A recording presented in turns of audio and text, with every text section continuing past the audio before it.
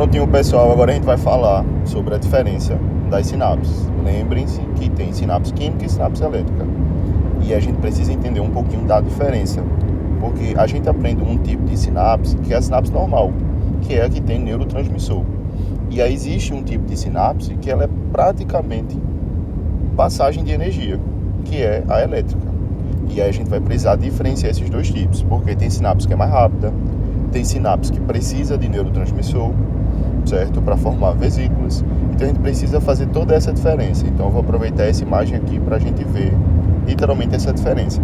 A primeira que eu vou mostrar a vocês é a que a gente já estuda, que é a química, que tem o que a gente chama de fenda sináptica, certo?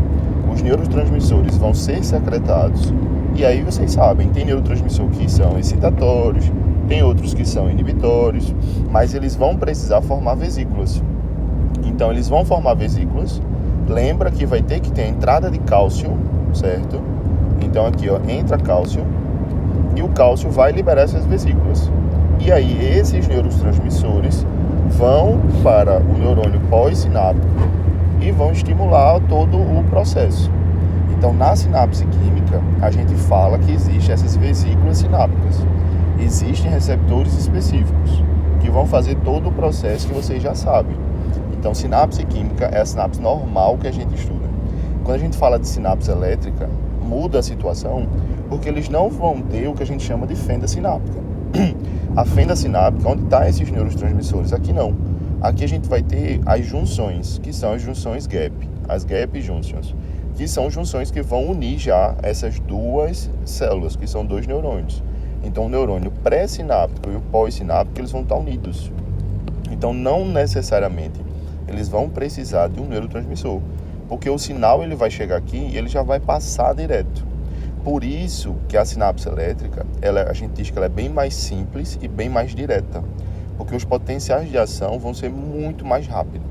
Então, sinapse química é uma sinapse mais lenta, certo? Porque tem toda essa liberação. Precisa de cálcio, vai formar vesícula, e aí vai para a fenda sináptica, para o receptor pós-sináptico ser estimulado. Já a elétrica não, a elétrica ela é muito mais rápida, é instantânea, certo?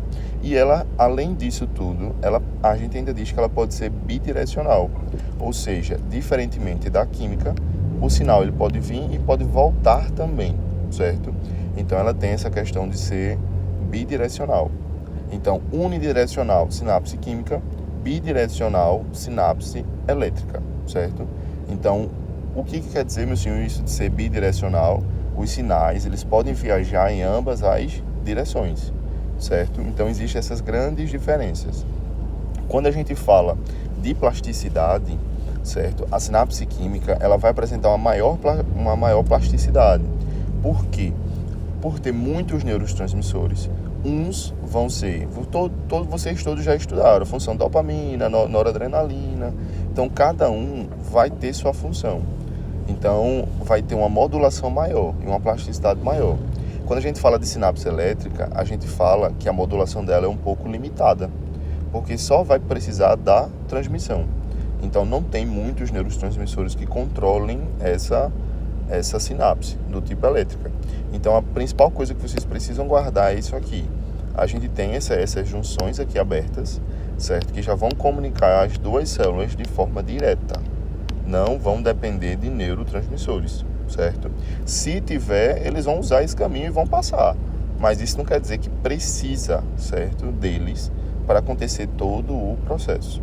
Então, se a gente fosse fazer um grande resumo aqui, lembrar que estrutura, sinapse química, a gente vai falar de fenda sináptica, certo? Então, em estrutura, deixa eu pegar um espaço aqui para a gente escrever, em estrutura, na sinapse química e elétrica, na química, que é a normal, a gente vai falar de fenda sináptica. Já na elétrica, a gente já vai falar daquelas junções, as gap junctions, certo? Quando a gente fala de mecanismo de liberação, na sinapse química, a gente vai falar de neurotransmissor. Na elétrica, a gente vai falar mais de íons, certo? Então, aqui vai passar mais íons, porque é sinapse elétrica. Cátions e ânions vão passar, certo? Quando a gente fala de velocidade, a gente vai ter o que? Na química, ela é mais lenta.